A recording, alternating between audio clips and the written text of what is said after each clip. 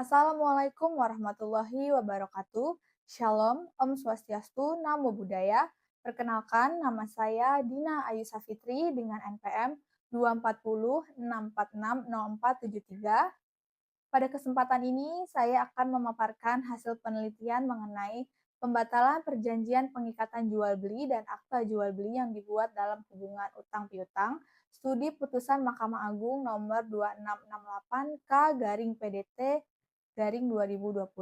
Penelitian ini dilatar belakangi oleh adanya permasalahan hukum yang berawal dari hubungan utang piutang, namun dibuat seolah-olah sebagai transaksi jual beli tanah.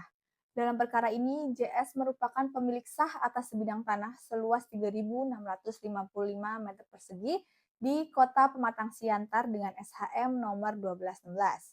Tanah tersebut direncanakan untuk dikembangkan menjadi kawasan kafling.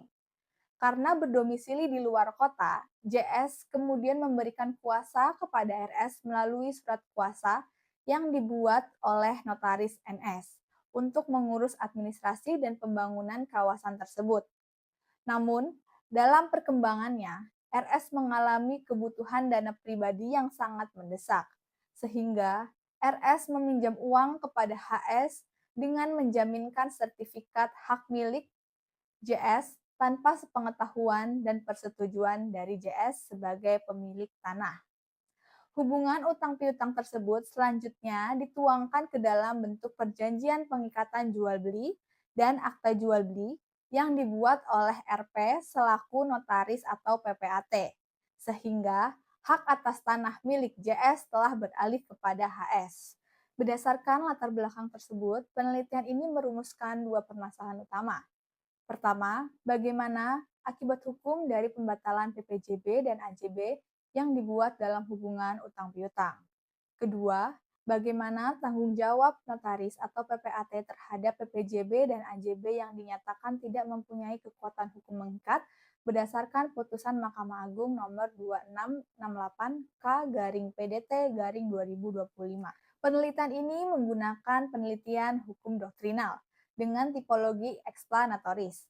Data yang digunakan adalah data sekunder yang terdiri atas bahan hukum primer, sekunder, dan tersier. Pengumpulan data dilakukan melalui studi dokumen dan analisis data dilakukan secara kualitatif dengan menelaah peraturan perundang-undangan serta putusan pengadilan yang relevan.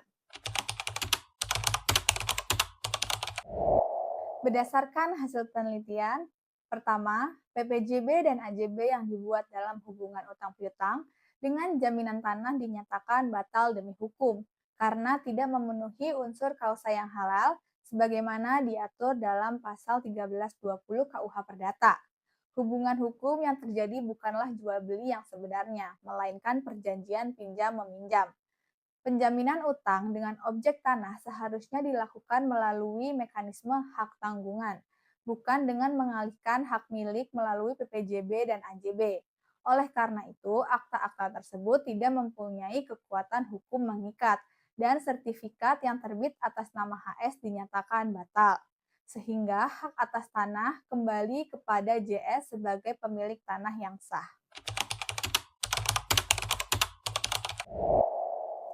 Kedua, tanggung jawab notaris atau PPAT atas PPJB dan AJB yang dinyatakan tidak mempunyai kekuatan hukum mengikat berdasarkan putusan Mahkamah Agung nomor 2668K/PDT/2025 menegaskan bahwa RP telah lalai menjalankan kewajiban jabatannya.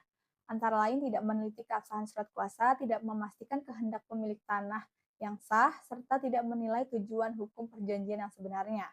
Kelalaian tersebut memenuhi unsur perbuatan melawan hukum sebagaimana diatur dalam pasal 1365 KUH Perdata dan menimbulkan tanggung jawab perdata berupa ganti kerugian.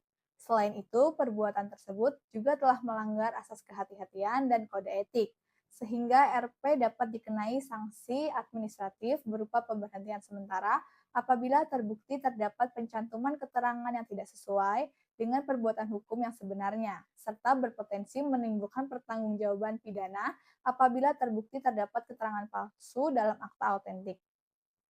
Demikian pemaparan hasil penelitian. Wassalamualaikum warahmatullahi wabarakatuh.